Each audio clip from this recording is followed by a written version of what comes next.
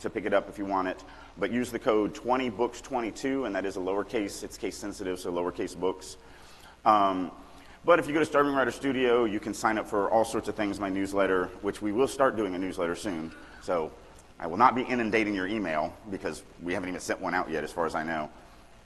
But I do, starting this month, I started doing a monthly open Q&A Zoom on the first Tuesday of every month.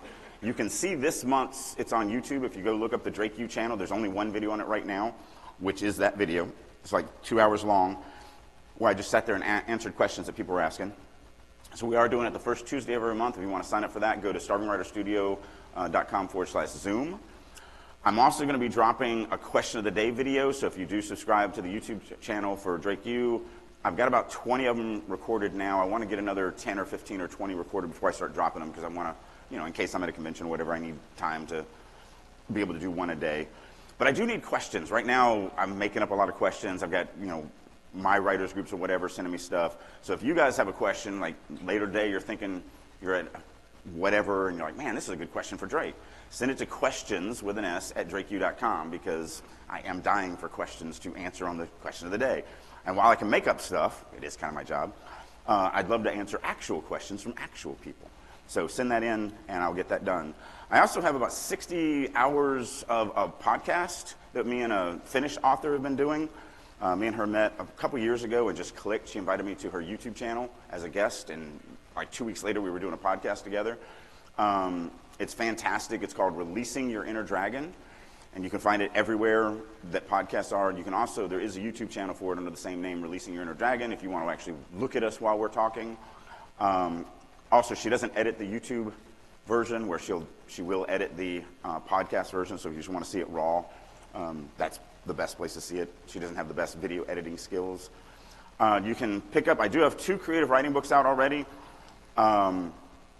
Neither are things that I'm teaching today, but dynamic story creation is actually required reading in several divisions of Disney. This is all theoretical. This will make you a better storyteller. I don't care which medium you write in.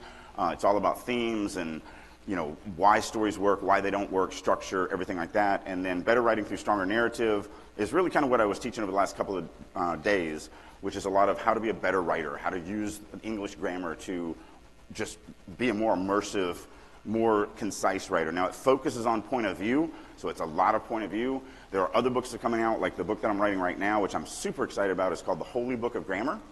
It should be out in February, because I've got a big writers convention in February. It's about 1,500 people up in Utah that I'm trying to get it out for.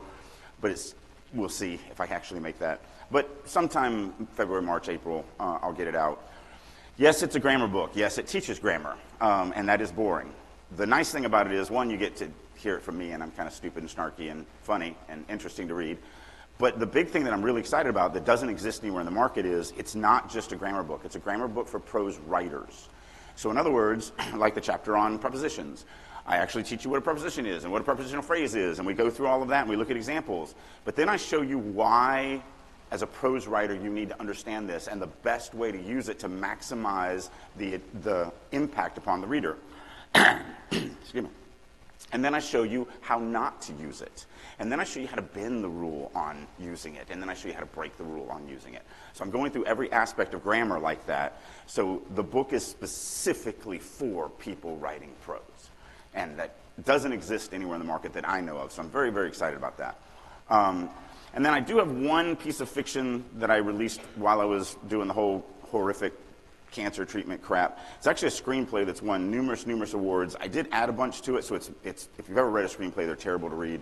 But this has about 50 extra pages in it, so it's actually very enjoyable to read. It is a kid's thing, but every adult beta reader and fan that has read it so far has loved it. If you like Monsters, Inc. or Finding Nemo or any shows like that, it's funny, it's, you know, it's a fantasy thing. So, like I said, the adults love it too.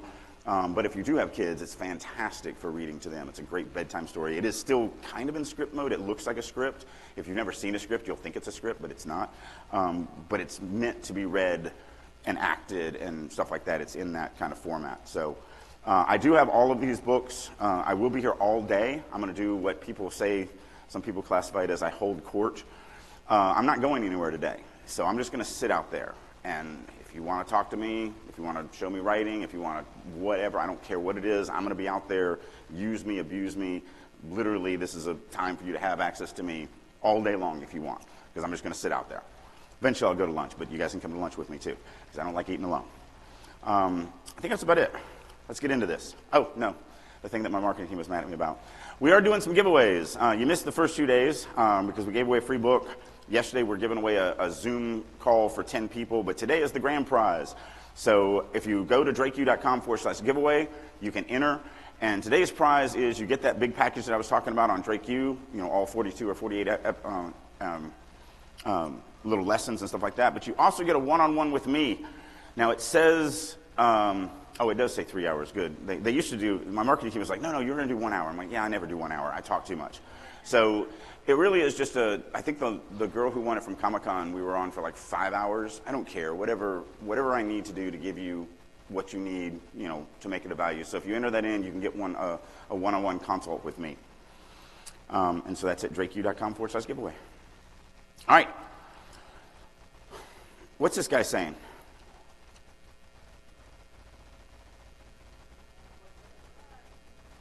What do you think he's feeling? What about her? Yeah, that is my wife's happy face. I will admit that. What's he feeling? What about them? So there's no words on the screen. 0. The class is called Dialogue is Not People Talking to Each Other, because it's not. When you're writing dialogue, you're responsible for doing more than just having characters talk to each other. Visual gets to cheat, but we have to write visual. We have to write emotions. We have to show our readers what's going on in our characters' lives. We have to connect them to those characters. And we can't cheat with pictures. And that's why I feel like dialogue is the hardest aspect of writing to write, because it isn't your characters talking to each other. It's the illusion of your characters talking to each other. It's like the Wizard of Oz. The readers are going to see him as a big, scary, flaming skull that screams at them. But really, it's just some nerdy dude behind the curtains that are pulling wires. That's us. We're the nerdy dude. That's what you have to understand about dialogue. Dialogue is not conversation. It has to do so much more. It has to actually give insight into the characters. It has to move the plot. It has to drive the story. It has to build tension. It has to do a ton of things that are not normal in actual just verbal conversation. Also, it's the reason why I always say you cannot write the way you talk. Most people write the way they talk, especially if you haven't gone into some intense training. And I get it. We talk every day. We tell stories every day. So why wouldn't we write stories that way? Well, here's the problem. You will fail miserably. And by failing miserably, I just means you won't write as good as me. So anything below me is a miserable failure, in my opinion. Because you don't understand what you're doing. And I can prove this, because this has happened to every single person in this room. Every single person in this room has written a text message or written an email that said exactly what you wanted to say. It was fine. You reread it because it was a sensitive subject. So you reread it 3 times, and you sent it to the person you wanted to send it to, and they were furious because they misunderstood what you wrote. You know why? Because you wrote it the way you talk. When someone is speaking to you face to face, the information that you're gaining from the words that are coming out of their mouth is only about 70% of the information you're getting. The other 30% are facial inflections, body language, and voice inflection, or facial features and voice inflection. All things that you don't write when you write the way you talk. So basically, if you're writing your novel the way you talk, you're only putting 70% of what you mean on paper and expecting the readers to fill in the other 30% somehow. That's why I always say, if you want to get the most out of my training, you must approach this as if you are learning a foreign language. Yeah, it's a foreign language. It's based kind of in the language you speak, but it is not the language you speak. It's different. And if you approach it that way and come at it from that angle of, oh, I really don't know this language. It is new to me. Man, it's so much easier to learn this stuff if you can adopt that philosophy. So this is what we're trying to do with dialogue. We're trying to show emotions and feelings and expressions and everything else that these 4 lovely little pictures do just by throwing them up on a screen. And it's hard. That's why I think dialogue is the hardest. The first thing you have to do is you have to get over it. Again, it's not what comes out of our mouths. We have inflection, we have facial features, we have gestures, we have body language. You cannot write the way you talk. If you can't grasp that, it's going to be really hard for you to write dialogue. Because written dialogue must do a bunch of stuff, and this is just a small list. It must move the story. It must be reveal relevant information about the characters. It must build the relationship between the characters. It can't just be, hey, Bob, how you doing? Oh, I'm doing good. John, what did you do last night? Well, I stayed home and watched some Netflix and went to bed. Like, no, none of that does anything to help the story, the characters, or the plot, or anything else. So we have to understand that going in, that we're actually going to do more with our dialogue. It's 1/3 to 1/2 the words in your novel, depending on how dialogue heavy your genre is. You're going to throw away 1/3 to 1/2 of the words in your novel on, hey, Bob, how you doing? Like, you got to think deeper than that. It is about balance, because it does have to feel to the reader like, hey, Bob, how you doing? That's what it has to feel like. So dialogue, that is well-written dialogue in fiction, is one of the hardest things to master, because it's not simply conversation. It's the tool the writer uses to help convey their story. How are we going to accomplish this? Well, I've got 11 thinking points for you. We're going to start by using dialogue to help create dynamic characters. One of the things that you really try to push yourself as a writer and as a storyteller is, if you were to line up your character in a police lineup, the reader should be able to pick out your character. That's him. That's the one right there. We want to make them unique. We want to make them stand out. That's why we exaggerate. It's called drama. So when it comes to dialogue, I'm not talking about all the physical stuff, obviously. We're just going to concentrate on dialogue. But you really do need to understand how your character talks. Dialect is a noun. It's a provincial, rural, or socially distinct variety of a language that differs from the standard language, especially when considered a substandard. Everyone knows that I was raised in the deep bayous of Louisiana because of my thick Cajun accent. Yeah, no, as soon as I moved away from the bayous of Louisiana, I realized that everyone thought I was an idiot because of my thick Cajun accent, and so I quickly lost that accent. Get me drunk, and you'll hear the Cajun come out in me. I haven't been drunk in like 30 years, so good luck with that, but still. Can you imagine me drunk? Please. I'm this way sober. But you need to know how your characters talk. So consistency is the name of the game when you want believable characters. Everyone you know has a pattern or style when it comes to how they talk. This is created by many factors: where they were born, what language they speak, what language their parents speaks, what their education level is, who their friends are, etc. But one important thing to remember is that the way a person speaks, once it is set, rarely changes, like my Cajun accent. Never changes. But in fiction, we definitely don't want it to change. We want them to have the same cadence. That's one of the reasons why I push myself on creating different speech patterns, because if you don't, every single character sounds like you. Your men, your women, your children, your foreigners, your monsters, your demons, your gods, they all just talk like you. And that's really boring. Not that you're boring, you're just boring. I'm boring. No one wants to hear the same exact piece of dialogue. So I pushed myself heavily on that to make everybody kind of unique. And there's a lot of ways to do that, and that's what we're going to talk about here. So while consistency is the name of the game, keep in mind that people speak differently when they speak to different types of people in their lives. So in other words, a character probably speaks to their father one way, but their friends another way. This doesn't break consistency as long as you understand what you're doing, but it does add depth to the character, making them feel more real to readers. Just be consistent with the same relationships. So that's one of the things that I do, is I pay attention to who my characters are speaking to. Do they speak different to their superiors? Do they speak different to their adults? Do they speak different to parents? Do they speak different to children? And then I keep that consistent. That all goes into my notes for those characters so that I can keep up with it, because I have a lot of characters. And so I want to make sure that I'm tracking that and understanding how they're speaking. Now, they'll still have the same colloquialisms and they'll still have the same speech patterns as we're going to talk about in a second, no matter who they're talking to. But one, like, I don't cuss in front of my mother. I just don't. It's something I was raised to do. Now I cuss like a sailor, but not in front of my mom. I just don't. It's just not something that, to me, it's just, again, I'm a Southern boy, so it's not something that you're raised to do. And so if you were writing me as a character, you're going to have salty language at almost all times, unless I'm on stage or, in a public event. I try to curb myself, but you get me out of here, and yeah, I don't have the kindest of mouths. So you're going to write me different on stage. You're going to write me different if my mother's in the room. You're going to write me different if I'm just out hanging out and playing games and goofing off with my chums. You're going to write it a little bit different. And I think it gives a feeling of more realism to it.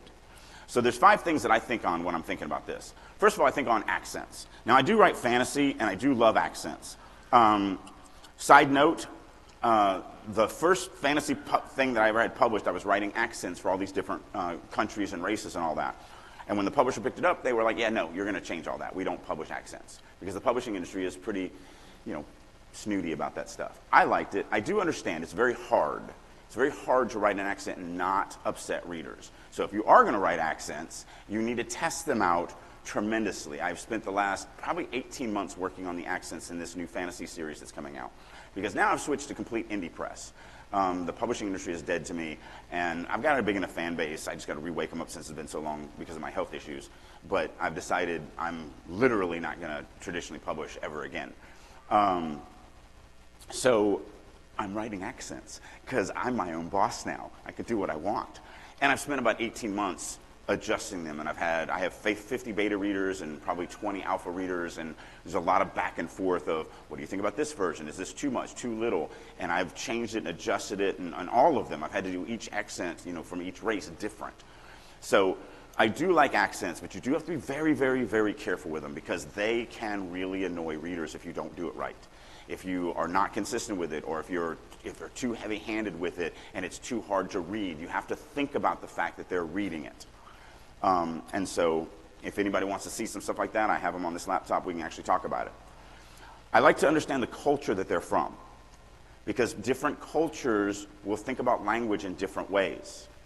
And so my rural people might have one type of understanding of language, where my city folk might think a little differently in how they talk. It's also a great way to build in conflict that isn't deadly. Like, you can have a country character and a city character, and you can have that little banter back and forth from the language. It's just something fun that readers enjoy because we've all experienced it. It's real life. It makes it feel more real. I like to understand their education level. I write fantasy. There is no schools that these people are going to. How are they picking up their language? How are they learning to read or to write if they have those skills? So I think about that because that does change how they're going to speak. What economic level do they come from? The more money you have, the more access you have to stuff like education. And so I think about that when I'm creating my characters, and when specifically their dialects. And then who they're talking to, like I just talked about. So those are the 5 things that I like to keep in mind, and those are on my character build sheet.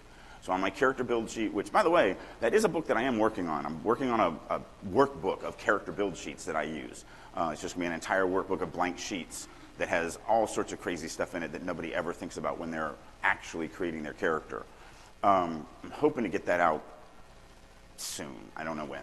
I just got to spend time and actually get it done. It's boring, so I'd rather write and kill dragons and fight monsters and all of that stuff. That's so much more fun. But it's on my desk, and I am working on it. So that's one of the things that's on my character build sheet, where I have an entire section on dialogue for. We're talking about my main characters and my secondary characters. Tertiary characters get kind of a blanket, this race has this thing, or this culture has this thing, or this region has this thing. And then everyone kind of falls in line with those. But it still makes everybody unique. And what I really love about it is, if it's done right, I can introduce a new character, and the readers will go, oh, that guy's Silouan. I already know that because of the way he talks. And I don't even have to even go there, once I've trained them of that as they're going through the series. So it's really nice. But again, very difficult because you don't want to piss off your readers. You can also create distinctive speech patterns for your primary characters and even your secondary characters. And every story characters look different, act different, have different passions and goals. Take this approach with your dialogue and create distinctive speech patterns for your main characters. And I'm talking, tertiary or primary and secondary characters, not your tertiary characters. This will create memorable characters that will help the readers relate to them. Remember, if you write everyone's dialogue in the manner in which you speak, all of them will sound like you. So in other words, you can create a word or two that character and only that character uses. Like, it's elementary, my dear Watson. Like, everyone knows who said that. You don't ever have to say the name of the character. You can create grammar rules that the character uses. So like in NCIS, Ziva never use contractions. And a lot of people that are foreign speakers that come to America don't grasp our contractions. And so I loved it. And what I really loved about the writing of that is people called her on it. They would actually say, you know, you can just say, I'm going to the store, right? You just, and I love that banter. It meant nothing to the story, but it enhanced it so much from the character standpoint that it made you like the story more. You can use a truncated word style for a character. If you read the Dragonlance series from Margaret Weiss and Tracy Hickman, the gnomes, it was a great idea. Don't do this. This is really bad. So gnomes supposedly spoke very fast. And to show that, they wrote really long paragraphs with no spaces between the words. And that may make you understand that it's hard to understand a gnome, but for a dyslexic kid at 11 years of age trying to read that, it was a nightmare. So, again, test this stuff out before you just go, oh, look at my great idea. They might have wanted to rethink that. If they speak another language natively, have them, think things in that native language, or even mix in the words. I've got a story that I wrote for Shadowrun. It's a tabletop game, and it's set in Brazil, and so it deals with drug runners and all that. And I have the dude, because they wanted me to cuss, and I don't cuss in my stuff, but I do have a fan that's Portuguese, and so I had him translate all sorts of horrible, nasty cuss words into Portuguese, and so it's littered throughout that entire. I don't give you the English version of it, I just give you the Portuguese, but it's very authentic, which I thought was kind of cool. So it was nice to have him, when he's doing his stuff and then cussing in Portuguese. And he says a couple other things in Portuguese too, because obviously it made sense. If they can use gargantuan, eloquent vocabulary, they can start each sentence with a specific word or end them with a specific word. I've got one race that I came up with a pattern to where when they said something that they felt was fact, they ended up the sentence with yes. It's a nice day outside, yes? And that was what they did. And then when they said something that could be a question, but they do not want you to disagree with them, they ended with a no. We're going to go get something to eat, no? And so it was just a pattern that I gave it to that race, and it became a really kind of cool thing. The reality is though you have to test it. That's what I call Drake's Rule of 10. Drake's Rule of 10 is get 10 people that don't care about you to read it and get feedback on it. That's why you have to be in a writer's group. And if 8 or more of them are cool with it, then you're good. You're never going to please everybody. This is a subjective industry, so don't worry about getting 100%. But 8 out of 10 is 4 out of 5 stars. You're good. If you can get more, get more. But don't worry about it if you don't. Researching is your friend. Like all people, we have writers have a background where we come from. This is the pool of experience we can pull from. But as a writer, you have to be more than just yourself. You have to become your entire cast. And there are ways to, do this research. Going back to CSI, when the CSI New Orleans came out, it was so funny because there is a character on there that is from Louisiana. And so me and a friend of mine were watching the pilot episode, and he was like, oh my God, that is the dumbest accent. I can't believe they're using such a fake accent. And I was like, that's why I lost my Cajun accent when I left. Because that's exactly what we sound like. It's so authentic, it's not even funny. And he thought it was a fake, crappy country accent. I'm like, yeah, I get that. So just remember, your characters are not you. You want to try to distinguish them from each other.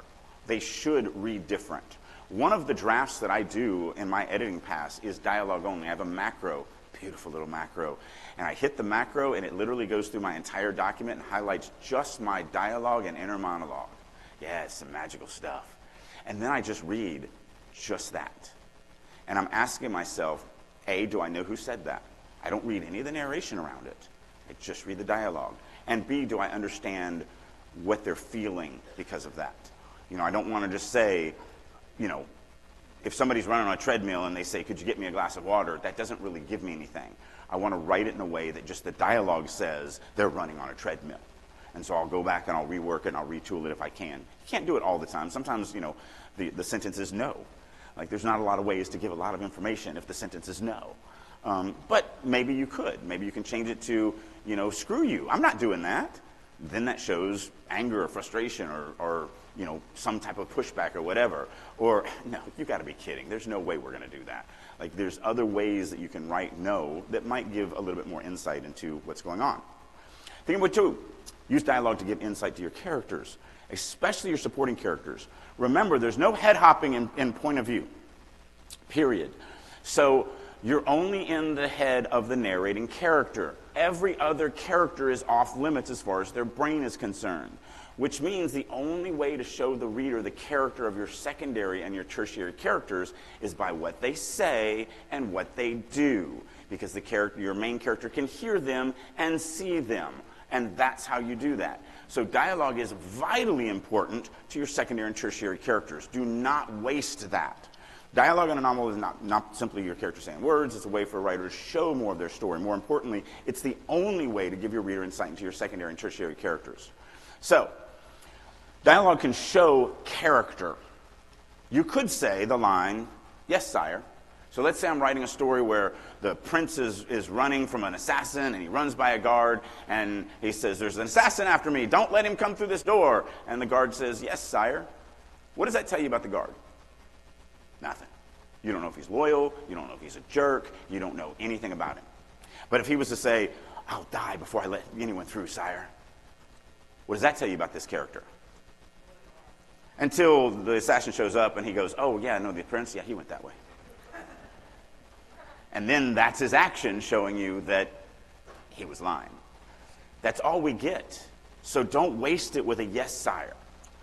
Push yourself to think a little bit deeper, to go, what can this piece of dialogue do to show my reader something? And this is a tertiary character. Maybe he dies in this scene. I don't know his name. I don't know his lineage. I don't know anything about him. He's literally there just to be killed by the assassin, to show the prince and the reader how dangerous the assassin is. Great. I still don't want to waste it. I still want to give, because his death is going to mean more if he says something impactful that the reader goes, "Oh, man, I think I like this guy. Oh, he's dead. Well, that sucks." As opposed to, "Yeah, I didn't know anything about that guy. I mean, he could have been a jerk for all I know." So don't waste your dialogue on your secondary characters. Now let's look at using dialogue to move the plot. Theme point 3 is avoid small talk. Don't ever waste dialogue. Small talk in human speech is there to fill awkward pauses. Why would you want a reader to read filler words? Like, you shouldn't, and unless, now there are scenes and moments where the story requires that the reader feel and experience these pauses, and yes, you're going to do it then, but those are on purpose by design, not every single chapter because normally that's how people talk. No, that's not what we're going to do. We want drama. That's why, if you ever notice, people don't say goodbye when they're on TV with the phone. They just have the conversation, hang up. They never say goodbye because it's a waste of time. Especially if you have a show, there's a lot of phone calls. That's minutes of screen time that you're going to fill with saying, "Okay, yeah, no, I love you, Mom, bye." Like, no, just hang up on her. Like, she'll be there later. Also, she's not real. So don't worry about that stuff. Get the drama, go into it. So nice weather we're having, huh? Doesn't move the plot. Small talk can water down the impact of what the scene is about. Yes, you need to make it feel real, which means you need to have dialogue in there that feels like small talk, but is actually giving more to the reader than what they think they're, than what just the words are giving them. Subtext, as we love to call it. You can also use small talk, like I said, unless you need to use small talk to show some aspect of the story, like that the characters are having an awkward moment. Of course we're going to do it then, because we're showing that awkwardness by showing the awkwardness in the dialogue. So, again, as with every rule that you hear me talk about up here, it's always, don't ever do this unless you do it on purpose, and then definitely do it. So, it's just the way it is. Thinking point 4, use dialogue to create suspense. People don't always say everything that's on their mind. Don't feel that every character must give every single piece of information to every other character. By omitting certain pieces of information, you can create conflict points. Just be careful, because this is the number one thing. One of my dirty secrets is, I love sitcoms. I really do. I watch a lot of them, and it's so far out of my genre, and I probably shouldn't admit it, but I do love them. But one of the things that I hate is they lean so heavily on this trope.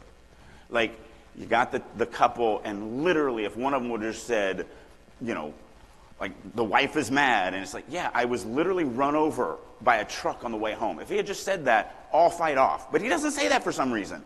And that's something that you would say to your spouse. And so those are the things that frustrate me when they do stuff like that. And if it's the only plot device you have, which so many sitcoms will, that'll be the only thing that creates the entire conflict of the entire 30-minute show, that really annoys me, because that's just poor writing. You're just having them not say something that every single human would say. There's nothing embarrassing about admitting that. There's nothing that, we're trying to hide anything. They literally just say, oh yeah, no, I'm late because I got hit by a truck. Like, no one would not say that. And so don't do that, because so many other crappy writers do.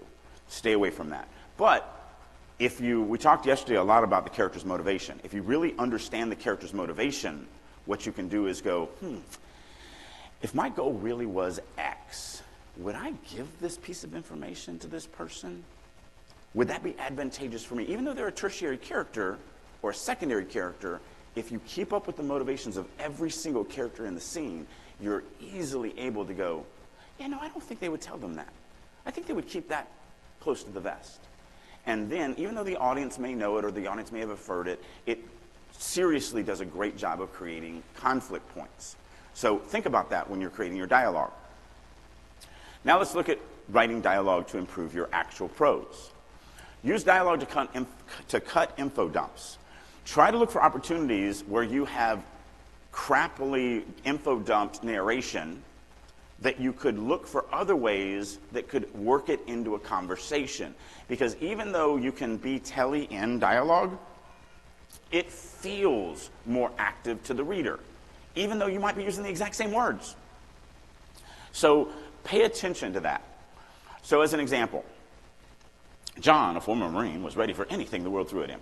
Like, I've seen this described as as an opening line for a character 1,000,000 times. But let's say John has gotten a girlfriend and he's meeting his girlfriend's child for the very first time, and we already know we're going to have that scene. That scene must happen because it's a part of the plot, it's part of the story. This relationship is important to whatever story we're telling. If that's going to already happen, then why do I need to tell the reader that John was a former Marine? Why not let it happen in the dialogue? The boy looked up at John. Wow, you were a combat Marine? Yeah, John answered with a smile. I spent 3 years fighting in the Middle East. I've seen just about everything there is to see.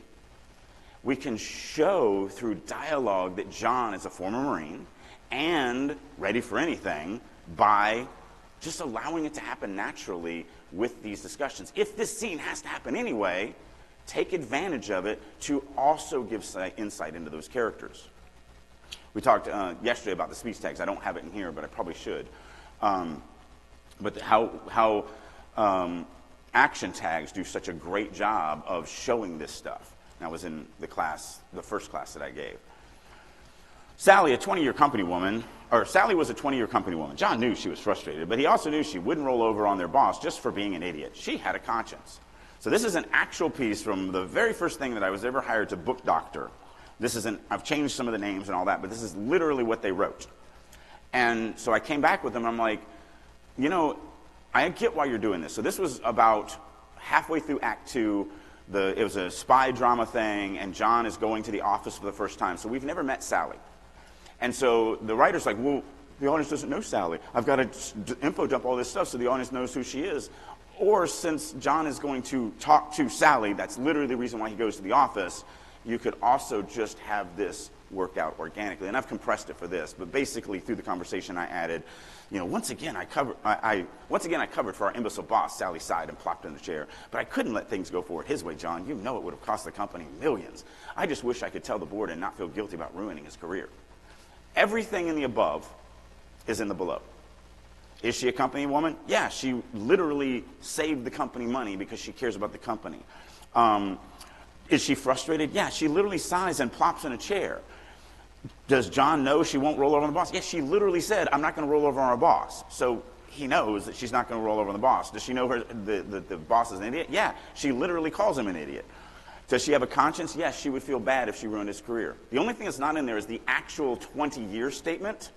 But here's the thing. First of all, she is a tertiary character. So do we need to know that she's been there for 20 years? But also, if she says she would feel guilty for telling the board, does a first-year employee have access to the board of directors of a large company? no, you've got to be there for a while before you have that kind of clout. And so technically that information is in there as well. Don't force it. Brandon Sanderson loves to call this the as you know dialogue. And please, for all the love is holy, just don't do this. As you know, Ren said to Finn, you and I are elfins, and elfins eat only honey.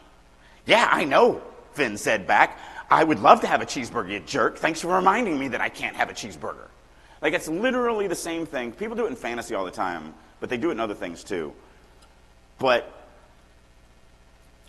it's literally like me saying, hey, while we're doing this little class, make sure you guys are breathing air because we're all humans, and if you don't breathe air, you'll die.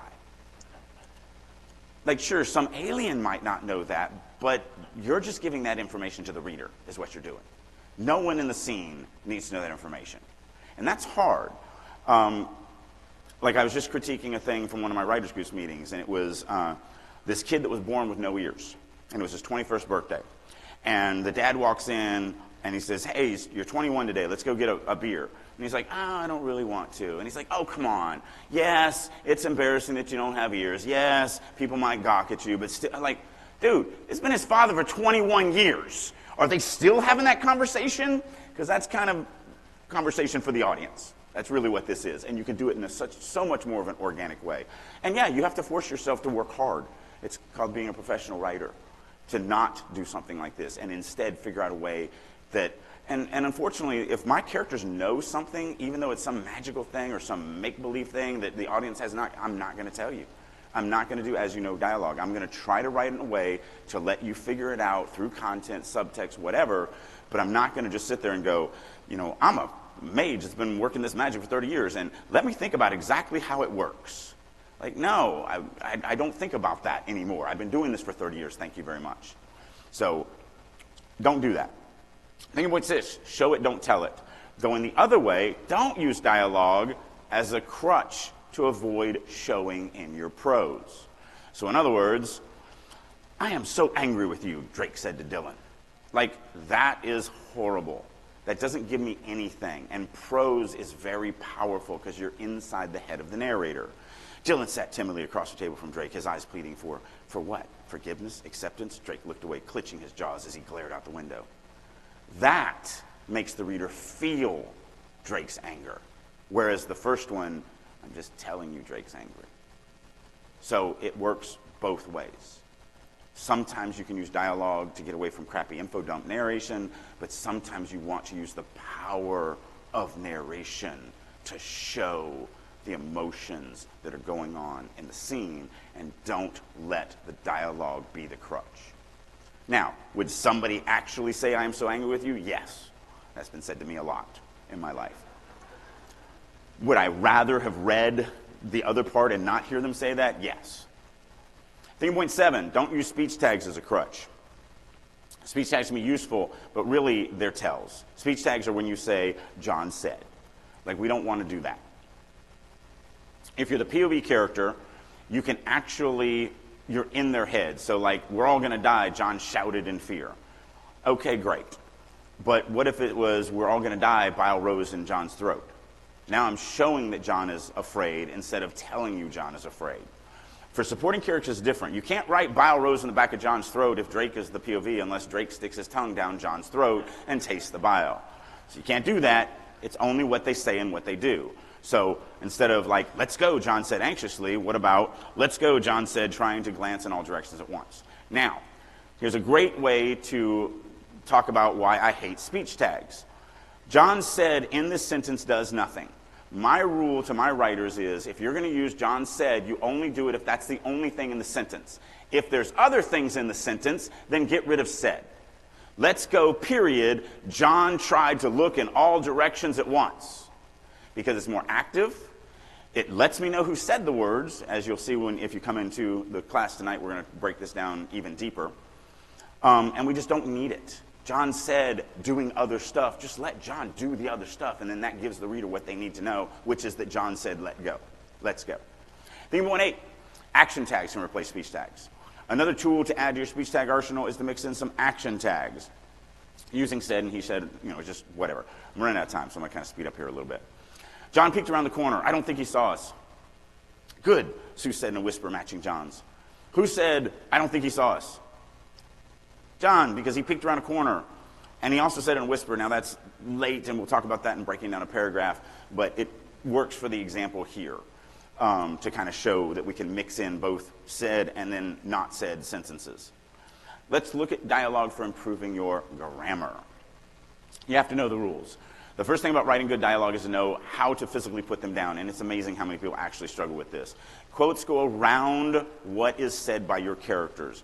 The punctuation is placed inside the last comma, close quote, or closing comma, close quote, quote, period, close quote. It goes inside. If you have a character speaking over multiple paragraphs, you're a terrible writer. But if you do, you place quotes at the beginning of each, but only at the end of the last one. Because if you're doing that, mix in some action. Don't just have talking lip syndrome for 3 paragraphs where there's just lips running words. They're doing things. I mean, look at me. I've got my hand in my pocket. I pull it out. I'm waving my thing around. I'm, moving around. All of these things can be described as I'm standing up here giving this lecture, if you were writing this as prose. If a speech tag follows dialogue, and the dialogue would normally in a period, end it with a comma, instead, comma, close quote, John said. An M dash is used to show an interruption, and usually you're going to want to make sure that you stress that with the next line saying whatever caused the interruption or whatever. An ellipsis, and we're talking about M dashes and ellipses in dialogue, not in narration. But in dialogue, M dash is an interruption, and an ellipsis is a fading out of speech. They just kind of trail off and don't finish. So, hey, Jane's harsh voice shattered the silence of the small room. What are you doing? John whipped his head up from the desk. Nothing. I was just, don't give me that, she snapped. You were sleeping. No, I wasn't, John said. He glanced around the room, stalling for time. I was just resting my eyes. Besides, you're one to talk. I saw you sleeping in class yesterday when we were taking that test. So all the rules are there. Just following the rules to allow the reader to know what's going on.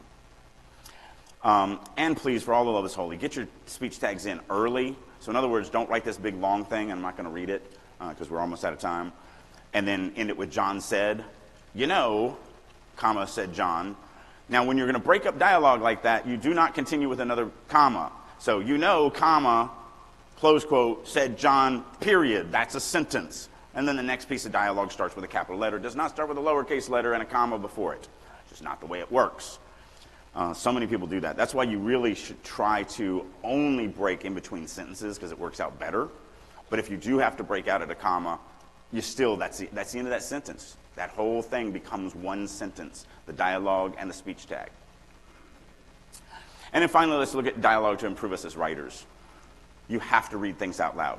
If you take nothing from me on all these classes you take from me during this convention, when you edit out loud. It will make you so much better of an editor. It will slow you down. It'll make you actually pay attention to every single word. When I send a text message, before I hit send, I read it out loud. I edit everything out loud. It literally will improve you instantly. Believe me on that. Literally do that starting today. Everything out loud.